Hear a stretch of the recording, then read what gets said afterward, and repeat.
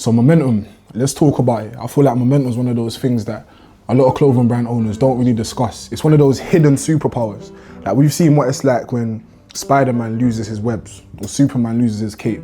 What happens when your clothing brand loses momentum? Like where does your clothing brand go and how do you actually grow your clothing brand?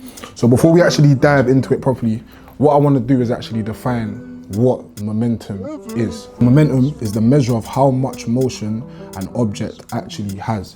Now, a lot of clothing brand owners, they always say, listen, my brand's got motion, I've got motion, but does your brand really have motion without momentum? That's the question that we need to ask. And I'm gonna tap into some physics in this video as well. Like I'm gonna go into that bag, the scientific bag, but it's actually virtually impossible for you to have motion without momentum. So in this video, what I'm gonna be doing is discussing number one, how you can build that momentum back up / motion and how to make sure that it never disappears again.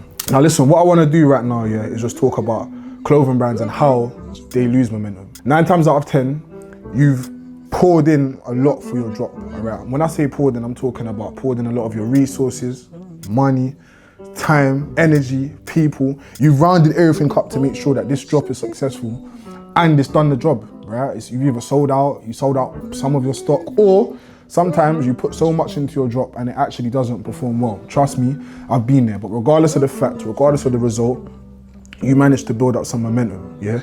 Momentum, what does that look like for a clothing brand? That looks like constant DMs, replies to stories, word of mouth, and that's the main one. People speaking about your brand constantly in real life. A lot of brand owners think that running a brand's all on social media. 80% of my audience, yeah, have come from actually real life interactions. Whether that's me doing activations at Carnival, me just being out and networking with people, or just doing pop-up shops. Like a lot of my audience comes from that in real life, in-person interactions. That's not denying the power of social media. Yes, social media is very important, but don't get lost in the source.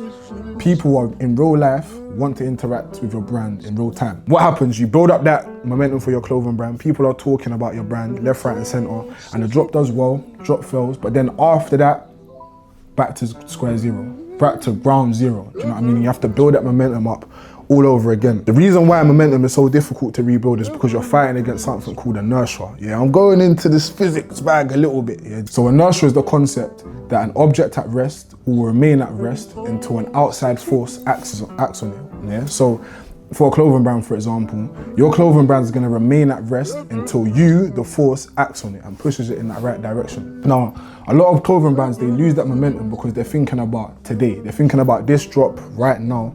They're thinking about today, but they're not thinking about the tomorrow that's gonna come. How can you sustain that momentum today, tomorrow, and the days after? So, little story time. There's a clothing brand owner that I used to work with, shout out Mello. He's the owner of the clothing brand BAM, by any means. And at the time when we was working, this was about a year ago, he was going through that exact same situation where he would build up that hype, that attention, that demand, that momentum, that motion, and eventually it will all go. Yeah, it will go from generating 100 new followers a day to 50 new followers a day, 25 to 5, and eventually no one's following his brand. Do you know what I mean? Not only that, but no one's talking about his brand. So he came to me and he said, Taylor, what do I do? I keep on pouring so much into these drops.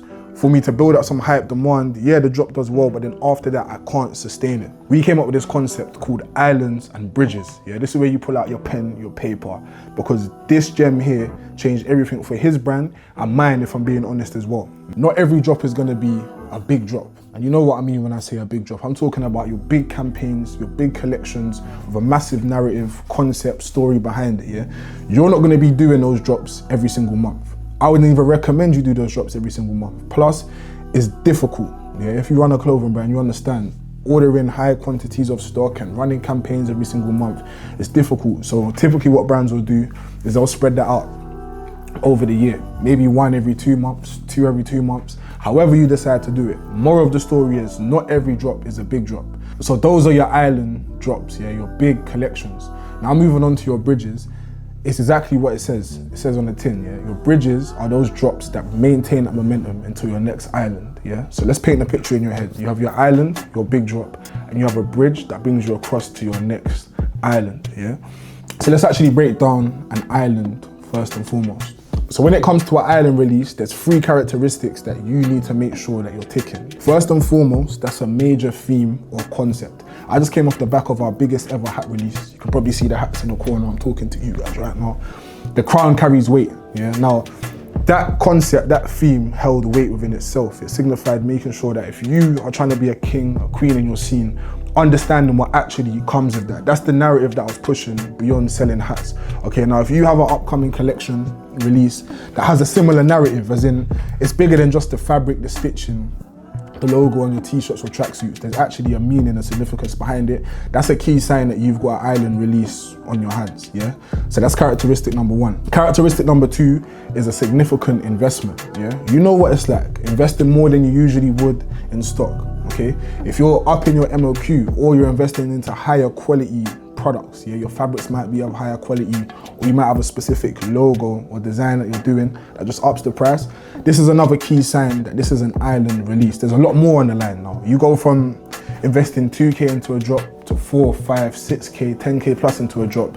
You've got something big on your hands and you want to make sure that you're getting a return on your investment. And characteristic number 3 is your brand temporarily dominating attention. And when I say that, I mean your whole page, your whole account becomes centered around this one big thing that you're doing, yeah? For me, it was the exact same thing with these hats. For a 2-3 week window, that's all you were seeing from the brand because it was an island release. Now moving over to the bridges now, yeah? Like I mentioned earlier, your bridges are your smaller drops. And the main purpose of a bridge is to maintain that momentum. A bridge isn't designed to dominate attention, it's designed to maintain it. So there's 3 characteristics of a bridge drop as well. So characteristic number 1 is a low resistance execution. And what I mean when I say that is, it doesn't take too much in order to be able to execute this drop, okay? This could be accessories, this could be, I don't know, like a one-off t-shirt that doesn't take too much for you to really produce, all right? A low effort product release. That's both in production and also in marketing. Characteristic number 2 is a short life cycle. Now these drops aren't meant to maintain your brand for months. They're meant to be short, quick bursts that just keep attention there. Keep you at the top of the mind of your consumers, all right? So typically they're gonna last a week, 2 weeks, 3 weeks at max. It's that short cycle just to maintain that momentum. And then last but not least is faster production turnaround, okay? Now these bridge releases don't need to take months of planning or months of production. A bridge release can be created fairly quickly, so less sampling, less perfectionism, and then also less delay. Now, the whole island and bridge concept, I want you to use this for your next drop. And this is really when it comes into like future pacing or thinking ahead in the future. A lot of brands, they think about their today and not understand that their tomorrow is coming right after it, okay? So when you have your next big island release, I'm talking your next big tracksuit collection, t-shirt collection with matching hats, don't just focus on that release as well. I want you to think about, okay, how am I gonna follow up straight after this?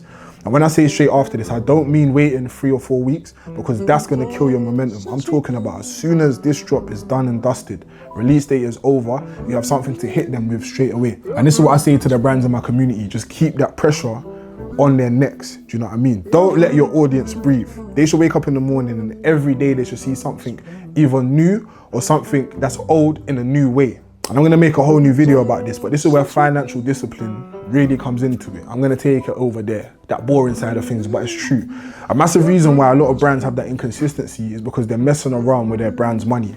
You're like the drain for your clothing brand, all right? Your brand's pouring out water consistently and you're just sucking all of that money out to fund your lifestyle. I'm gonna make a whole video in terms of how you can actually sustain your own life from your clothing brand. But until then, you need to make sure you've got the discipline to separate your brand's finances and your finances. The two should never mix. The only time it should really mix is when you are investing into your clothing brand. If you want to take that money back out just so you can break even, fair enough. But when you start picking from your brand's pocket to pay for your bills and to go to the shop or treat your girl, you're losing the power. The energy behind your brand, the momentum behind your brand is lessening every single time. That's one of the main things that I want you to keep in mind. Islands and bridges, yeah? Remember, momentum is only difficult in the beginning, yeah? Think about it, if you're running up a hill, like the hardest part of you running up the hill is at the bottom, right? It's the steepest part.